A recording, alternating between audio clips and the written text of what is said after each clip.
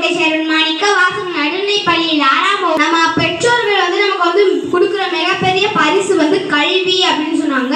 உயர்வு அப்படிங்கிறது பணம், மற்றவங்க நம்மளை வழங்குறது, அதெல்லாம் அது மட்டும் இல்லை அப்படின்னு சொன்னாங்க.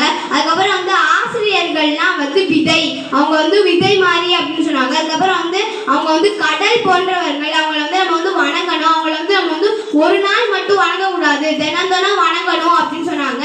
சார் சொன்னதெல்லாம் எனக்கு நல்லா யூஸ்ஃபுல்லா இருந்துச்சு. சார் வந்ததுக்கு நன்றி சொல்லிக்கிறேன். நன்றி, வணக்கம். வணக்கம். என் பேர் சாத்திபா, தேவகோட்டை சேர்மன் மாணிக்க வாசகம் நடுநிலை பள்ளி 8ஆம் வகுப்பு படிக்கிறேன். சார் பேர் திரு ஜான் வசந்தகுமார் அப்படின்னு சொல்லியிருந்தாங்க. அவங்க ஆசிரியர் விதை அப்படின்னு சொல்லியிருந்தாங்க. பெற்றோர்கள் தான் நம்மளோட முதல் ஆசிரியர் அப்படின்னு சொல்லியிருந்தாங்க. அப்புறம் நம்ம ராதாகிருஷ்ணன் எப்போ தமிழ்நாட்டுக்கு வந்தாலும் தன்னுடைய தொடக்கப்பள்ளி போவாரு அப்படின்னு சொல்லியிருந்தாங்க. அதுக்கப்புறம் இன்னைக்கு அன்னை தெரசாவுடைய பிறந்த நாள் அப்படின்னு சொல்லியிருந்தாங்க. சார் எனக்கு ரொம்ப பிடிச்சிருந்துச்சு. நன்றி, வணக்கம். வணக்கம். என் பேர் சாய் யோகேஸ்வரன். நான் தேவகோட்டை மாணிக்கவாசகம் நிலைப்பள்ளி 8ஆம் வகுப்பு படிக்கிறேன். சார் சொல்லியிருந்தாங்க, நம்ம பெற்றோர் ஆசைப்படுறதுனா நம்ம படிக்கிறது தான். அவங்க படிச்சு வளர்ந்துருக்கோன்னா அதை நம்மளை ஒருத்தர் கையெழுத்து கும்பிட்றது இல்லை. இப்போ அன்னை தெரசா மாதிரி அவங்க அவங்கள மட்டும் நினைக்காம மற்றவங்களை பற்றியும் நினச்சாங்க. நம்மளும் அதே மாதிரி தான் நம்மளை பற்றி மட்டும் நினைக்காம மற்றவங்களை பற்றியும் நினைக்கணும் அப்படின்னு சார் சொல்லியிருந்தாங்க.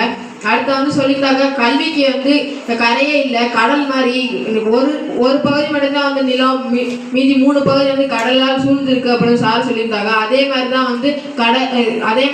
கல்வின்னு சொல்லியிருந்தாங்க. இப்போ நம்ம ஆசிரியர் விதையை என்னைக்கு தூங்க மாட்டாங்க. விதை போட்டவர்கள் தூங்குவாங்க. அதே ஆசிரியர் விதையா முளைத்து நம்மளை ஒரு நல்ல ஒரு நிலைமைக்கு கொண்டு வந்தேன்னு சொல்லியிருந்தாங்க. அப்புறம் சார் சொன்னதெல்லாம் எனக்கு ரொம்ப பிடிச்சிருந்துச்சு. அது யூஸ்ஃபுல்லாக இருந்துச்சு. நன்றி, வணக்கம். சார் பேர் திரு ஜான் வசந்தகுமார் அப்படின்னு சொல்லியிருந்தாங்க. சார் சொல்லியிருந்தாங்க, நம்மளோட அம்மா நம்மளை படிக்க வைக்கிறதா அவங்களோட மிகப்பெரிய கனவு அப்படின்னு சொல்லியிருந்தாங்க. அதுக்கப்புறம் ஏபிஜே அப்துல் கலாம் அவர் திண்டுக்கல்ல இருக்கிற அவர் 93 வயசு ஆசிரியரை எப்போ போனாலும் அவங்க பார்ப்பேன் அப்படின்னு சொல்லியிருந்தாங்க. அதுக்கப்புறம் நம்ம ஆசிரியர்கள் விதை மாதிரி அப்படின்னு சொல்லியிருந்தாங்க. விதை போட்டவங்க உறங்கலாம், ஆனா விதை எப்போது உறங்காது. விதை ஆசிரியர் மாதிரி அப்படின்னு சொல்லியிருந்தாங்க. அதுக்கப்புறம் ஆசிரியர் கடலோட ஒப்பிட்டாங்க. அதுக்கு நன்றி, வணக்கம்.